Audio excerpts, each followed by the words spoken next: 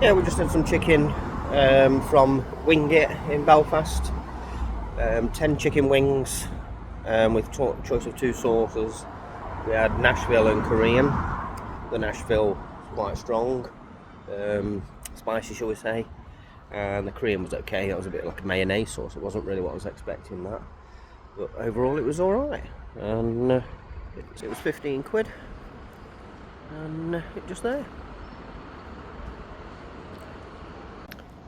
We're in Wing It in Belfast, and Chu's just eating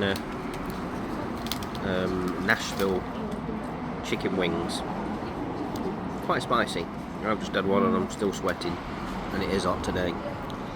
Rather a lot of wasps about.